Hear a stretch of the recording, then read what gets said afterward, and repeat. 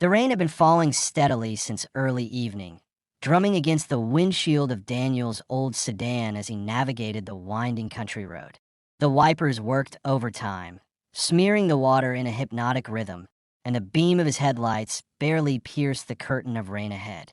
The GPS signal had cut out nearly 30 minutes ago, leaving him dependent on fading road signs and his memory.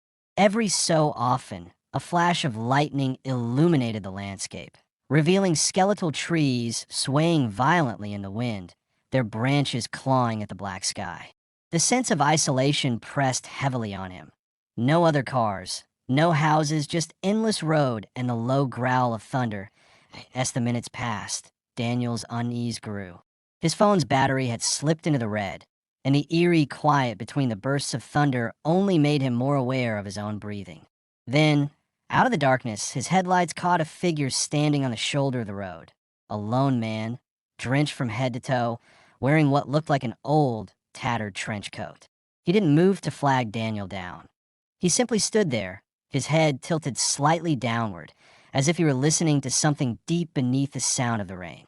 Instinct screamed at Daniel to keep driving, but the idea of leaving someone stranded in this weather gnawed at his conscience. He slowed the car to a cautious stop and rolled the window down just enough for his voice to carry over the roar of the storm.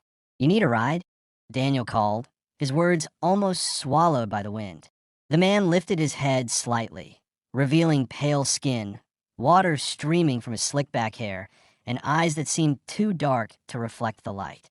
"Yes," the stranger said, his voice low but clear, as if unaffected by the wind or the rain.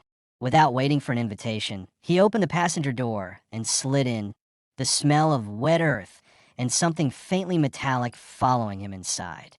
The car suddenly felt smaller, the air heavier. They drove in silence for several minutes, the rain hammering the roof like nails. Daniel tried to make small talk, asking where the man was headed, but his passenger only gave short, vague answers. "Just further down," he would say, pointing vaguely toward the darkness ahead. Each time lightning flashed, Daniel caught glimpses of the man's hands resting on his knees, unnaturally still, with long, pale fingers that didn't seem to twitch even once. The stranger didn't shiver, didn't adjust his coat, didn't do anything but stare ahead, unblinking, as though he were watching something Daniel couldn't see. It wasn't until Daniel glanced at the rearview mirror that the first real shock hit him. In the faint light of the dashboard, the man's reflection wasn't there. The empty passenger seat stared back at him in the mirror, even though the weight in the seat beside him was unmistakable. His heart lurched, and he gripped the steering wheel tighter. Lightning flashed again, blinding him for a split second, and when his vision cleared, the man had turned his head, not toward Daniel, but toward the back seat, as if listening for someone who wasn't there. The hum from the back seat grew louder as David guided the car through the thinning outskirts of town. Streetlights became sparse until they vanished altogether, leaving the road illuminated only by his headlights. He forced his eyes forward, trying not to glance in the mirror, but the sound pressed against him, low, vibrating, like a drone buried in his eardrums. He realized with a tightening stomach that it wasn't random. There was a cadence to it, a steady rhythm, like words forming in a language he couldn't understand. David tapped his phone screen, hoping the map would reload. Nothing. The glowing arrow froze in place, and even worse, the spinning circle of reconnecting pulsed stubbornly. His chest grew tight. The car's radio flickered with static, as if something unseen interfered with the signal. "You know," David said, forcing a chuckle, "you could, tell me where exactly in the industrial park you're headed." He tried to keep his tone casual, but his voice cracked, betraying the unease knotted in his throat. The passenger finally shifted. The movement was slow, deliberate, his head tilting until his eyes caught David's in the mirror. "You'll know where to stop," he whispered, voice coarse and almost dry, like brittle paper tearing. David gripped the steering wheel harder. He wanted to ask what that meant, but something in his gut screamed against it. Instead, he nodded faintly, pretending to focus on the road while his mind raced through excuses. Maybe he could end the trip, pull over, say the car broke down. But his phone, his lifeline, remained frozen and useless. The further they drove, the stranger the landscape became. The trees leaned in on both sides, their branches skeletal and dripping, forming a canopy that blocked out even the faintest trace of the moon. Patches of fog pooled along the ground, crawling across the asphalt in strange, shifting patterns. At times, David swore he saw shapes in them, figures walking, reaching, but when his headlights cut through, the mist was empty. Every time he blinked, his vision lagged, as if his eyes couldn't keep pace with what was around him. Then, without warning, the passenger spoke again. Faster. The single word was sharp, commanding, breaking the eerie hum like a blade. David's heart skipped, and his foot pressed harder on the gas, the engine groaning as the speed climbed. His throat was dry, his mind grasping for logic. Why was he listening? Why didn't he pull over and throw the man out? But he couldn't shake it. Some invisible weight pressed down on him, a presence filling the car that went beyond fear. And in that moment, David understood something horrifying. This ride wasn't simply about where they were going. It was about what was coming with them. David's stomach churned as the car sped deeper into the fog. Every instinct screamed at him to end the ride, yet something stronger, some unnatural pull, kept him on the road. He tried to breathe evenly, but the silence after that single command, faster, was worse than the hum had ever been. The passenger leaned back again, head tilting slightly against the seat, as if satisfied. David risked another glance in the mirror. The man's eyes were closed now, but his lips were still moving in that strange, inaudible rhythm. Suddenly, the GPS unfroze with a loud ping. The screen blinked and shifted, recalculating, but the new route didn't make sense. The glowing line no longer led straight to the industrial park, it curved abruptly, guiding David toward a narrow side road barely visible through the fog. His throat tightened. "This can't be right," he muttered under his breath. Still, the app showed a pulsing blue dot, urging him to turn. He hesitated until the passenger's eyes snapped open, locking onto him in the mirror.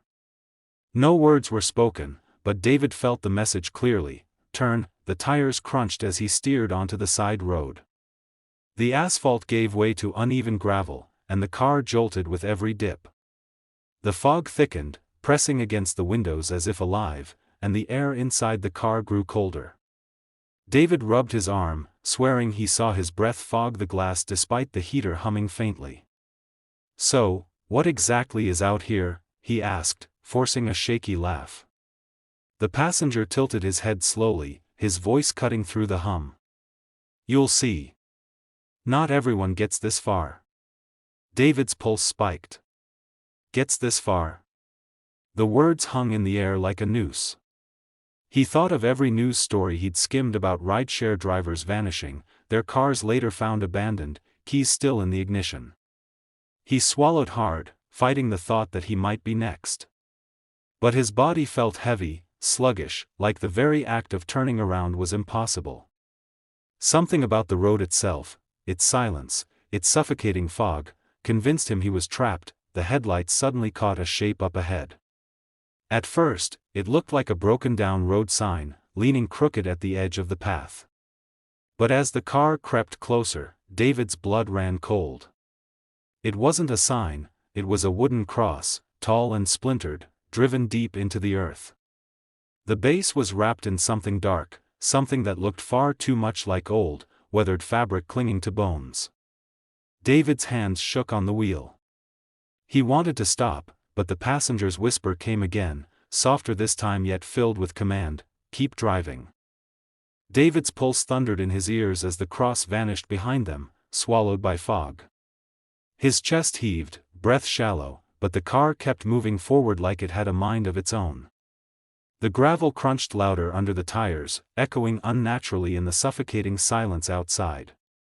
He wanted to speak, to say anything that might anchor him back to reality, but his throat was dry, strangled by fear. Every second behind the wheel felt heavier, as if something unseen was pressing against his spine. The passenger's hum began again, faint at first, then building steadily until the sound rattled in David's bones. It was no longer a random tune. It was a chant, structured, layered, almost like multiple voices weaving through each other. David gritted his teeth, gripping the wheel tighter. He told himself he wasn't going to ask what it meant, wasn't going to acknowledge it, but the words slipped out anyway. "What are you saying?" The hum cut off instantly. The passenger leaned forward, close enough that David could feel the icy presence at the back of his neck. In the mirror, the man's eyes gleamed unnaturally bright. "I'm not saying it," he whispered. "I'm remembering it." His lips curled into a grin that didn't belong on a human face. "And soon, so will you." David nearly swerved off the road, his stomach lurching with nausea. The idea of remembering something he didn't yet know twisted his insides like barbed wire. Up ahead, the fog thinned just enough to reveal a clearing. The gravel path widened into a fork, a crossroads deep in the woods. David slowed instinctively, relief trickling in at the thought of choosing a way out. But as the headlights swept across the junction, his relief curdled into dread. Standing at each branching road were shapes, dark, still figures, their outlines jagged and unnatural. He blinked hard, thinking it was a trick of the fog, but no. They were there. Dozens of them. The passenger leaned forward again, voice low but sharp, like a blade against skin. "Don't stop."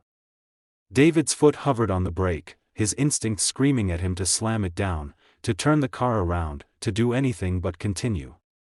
But then he realized something more terrifying than the figures themselves. Every one of them had turned their heads toward the car.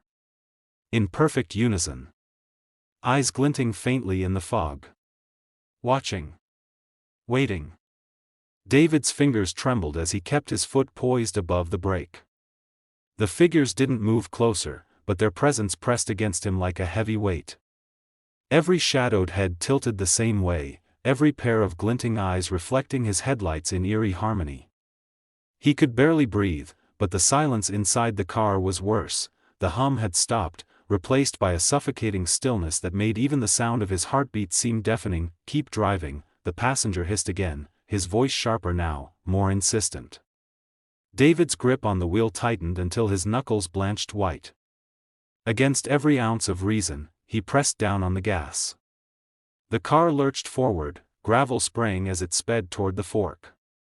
His chest heaved as he braced for one of the figures to step out, to block the road, to force him into collision, but none of them moved. They just watched, their heads turning in perfect synchronization as the car tore past. David's skin crawled. He didn't dare blink, his eyes darting wildly between the road ahead and the mirror.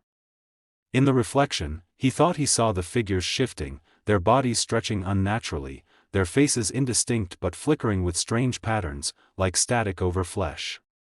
A nauseating pressure filled the air, making his ears pop as though the forest itself was closing in. He tried to turn the radio up, desperate for any sound to drown the oppressive silence, but all he got was sharp, violent static. The road narrowed again, and the headlights caught something new. A shape moved in the fog, not standing this time, but walking. Slowly. Directly into the center of the road. David's heart seized. Unlike the figures at the fork, this one had definition. The outline of a man in a long coat, head bent, arms hanging unnaturally long at his sides. David slammed the horn, the blaring echo shattering the stillness, but the figure didn't flinch. Instead, it raised its head. The passenger leaned close to David's ear, his whisper colder than the night air. "Now you see him." David's eyes widened in horror as the figure's face caught the light.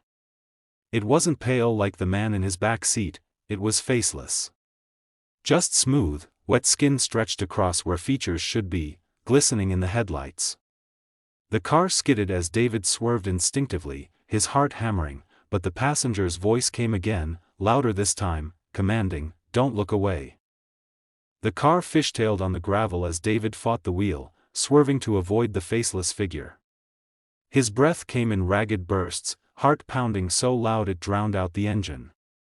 For a split second, the headlights swept the road's edge, nothing there. When they swung back, the figure was gone. Vanished. The space ahead lay empty, fog swirling in its place. David blinked hard, sweat stinging his eyes. Had he imagined it? No, he knew what he saw, that he turned instinctively to check the back seat, desperate for confirmation that he wasn't losing his mind. The passenger sat motionless, but something about him had changed. His posture was wrong, too rigid, too still, like a mannequin slouched unnaturally in the shadows. Yet his grin stretched wider than before, teeth glinting faintly in the dark. David tore his gaze away, forcing himself to look forward. The road felt longer now, endless, coiling through the woods without direction. Then it happened. The radio, dead with static moments before, roared to life with a piercing shriek. The speakers crackled with overlapping voices, male, female, childlike, all speaking at once in a garbled chorus. Words surged and collapsed, their meaning lost in distortion, but one phrase cut through, repeated in perfect clarity: "You can't go back." The chant overlapped again and again, the car vibrating as if the sound itself was shaking the frame apart. David slapped the dash, shouting, "Stop! Just stop!" The passenger finally moved. His hand, cold and clammy, clamped onto David's shoulder. David flinched violently, nearly swerving again, but the grip was impossibly strong, pinning him to the seat. "Don't fight it," the passenger whispered. His voice no longer carried the dry rasp from before, it was layered, echoing, like dozens of voices speaking in unison through one mouth. David's throat locked up, his scream stuck somewhere between his chest and lips, and then, the worst moment of all, the rearview mirror betrayed him. For weeks, months, years, he'd relied on it without thinking, checking every lane change and curve. But now, when his eyes flicked up, the mirror didn't show the back seat. It didn't show the passenger at all. It showed David. Dozens of Davids. Each one sitting in the driver's seat, staring back at him with faces twisted into silent screams. David's pulse hammered in his throat as he tore his gaze from the mirror. His hands trembled, sweat slicking the steering wheel, but the grip on his shoulder didn't ease. The coldness of it seeped through his shirt, biting into his skin. "Let go," he shouted, his voice cracking. His plea dissolved into the drone of the radio, still filled with that hideous chorus. "You can't go back. You can't go back."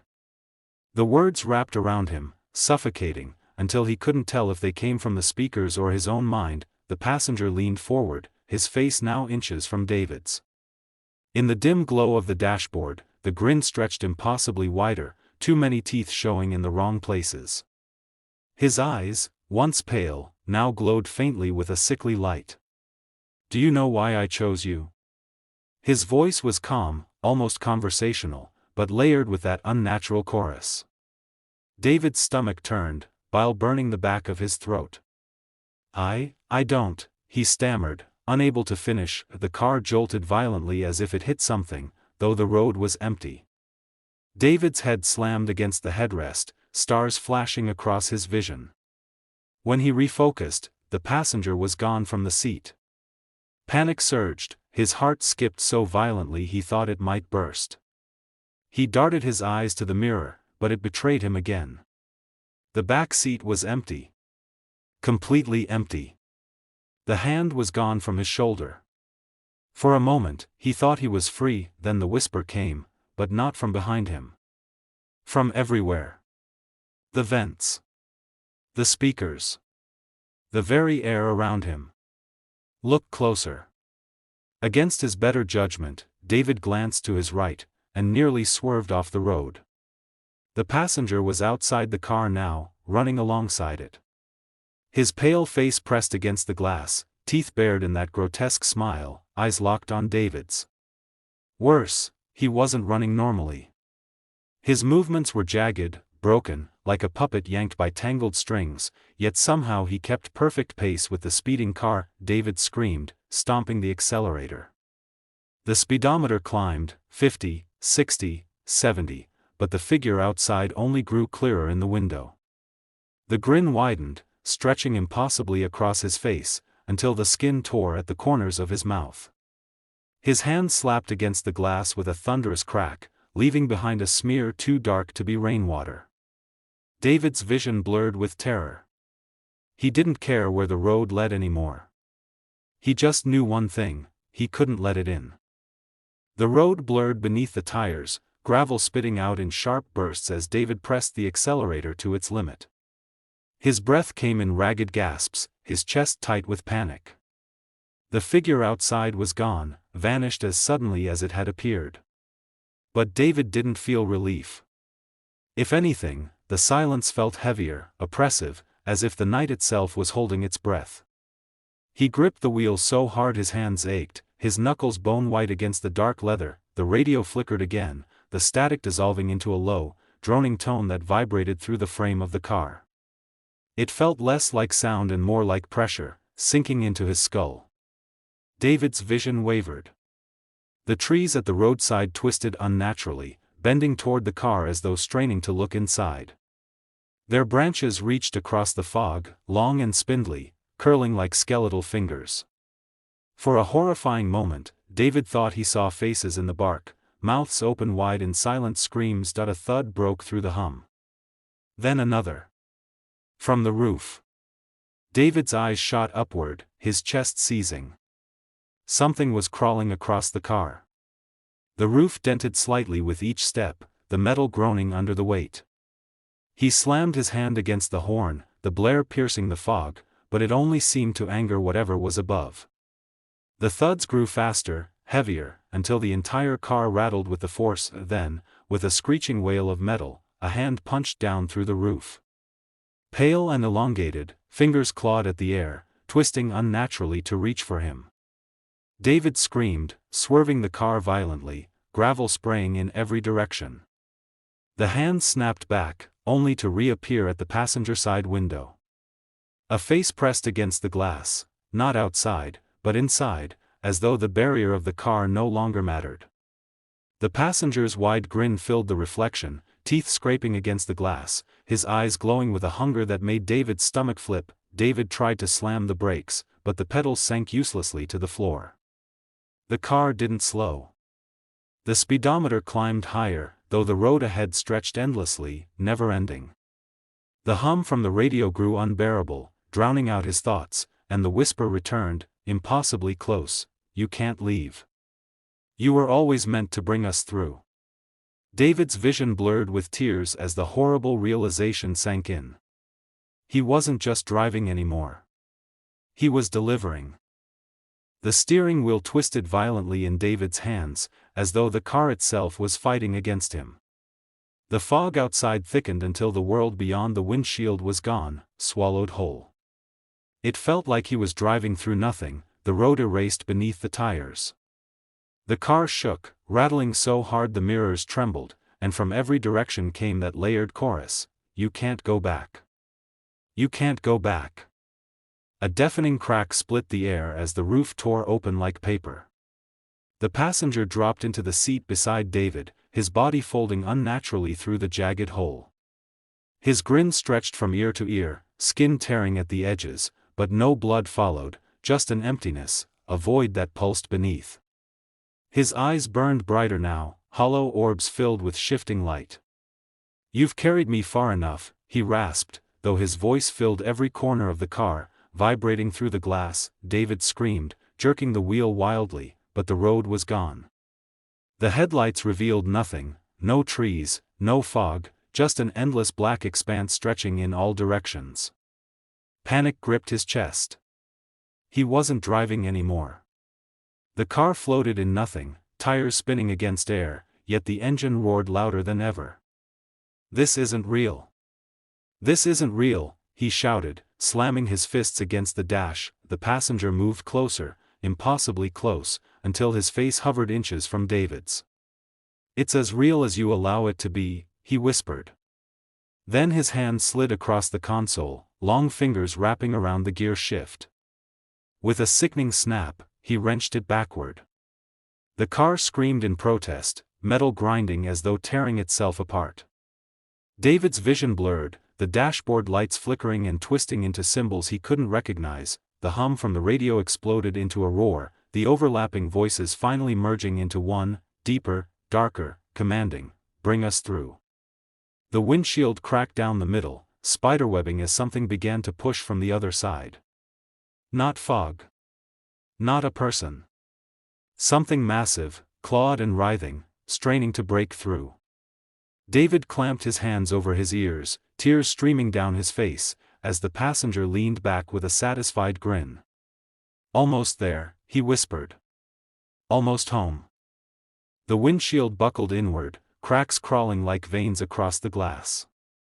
David's screams were drowned beneath the roar of the voices, the sound so immense it rattled his bones. The passenger sat calm and steady, his grin fixed, his glowing eyes unblinking as he whispered the same words over and over, "Bring us through. Bring us through." The claws outside scraped and pushed, bending the car's frame as though it were nothing more than tinfoil. David's mind fractured. Part of him wanted to give in, to surrender, to let whatever was clawing its way through finally take him. But somewhere beneath the panic, a flicker of resolve surfaced. He gripped the wheel so hard his nails cut into his palms. "No," he shouted, his voice ragged. "You're not taking me with you." For the first time, the passenger's grin faltered, his expression shifting as though surprised. The dashboard lights flared, symbols twisting and burning until they collapsed back into something familiar, his phone's rideshare app. The glowing screen displayed one button, "End Ride." David's stomach lurched. It couldn't be real, it was a hallucination, a cruel trick. But the longer he stared, the more he felt the hum inside the car weaken, just slightly, like the weight pressing down on him was lifting. The passenger's head snapped toward the phone, his voice shrill and furious. "Don't you dare." With a roar, David tore his hand from the wheel and slammed it against the screen. The car shrieked as if alive, metal groaning, the windshield shattering in a cascade of glass. The claws outside recoiled with an inhuman screech, retreating into the void. The passenger convulsed beside him, his grin tearing into a grimace, his skin cracking like porcelain under heat. "You can't end it," he howled, his voice a chorus of collapsing echoes. "You're already part of it." Then, silence. The void blinked away, the blackness replaced by a sudden, jarring flood of color. David's car screeched to a halt beneath a broken street lamp, the rain still falling as though nothing had changed. The world was whole again, the road, the trees, the night. His chest heaved, lungs burning, his hands trembling on the wheel. The back seat was empty. The passenger was gone. For a moment, David thought he was free, but as he stared at the app on his phone, his relief curdled. The screen was still open. The ride hadn't ended. And beneath the words "Trip in Progress," a new message pulsed in faint red letters: "Next stop, home."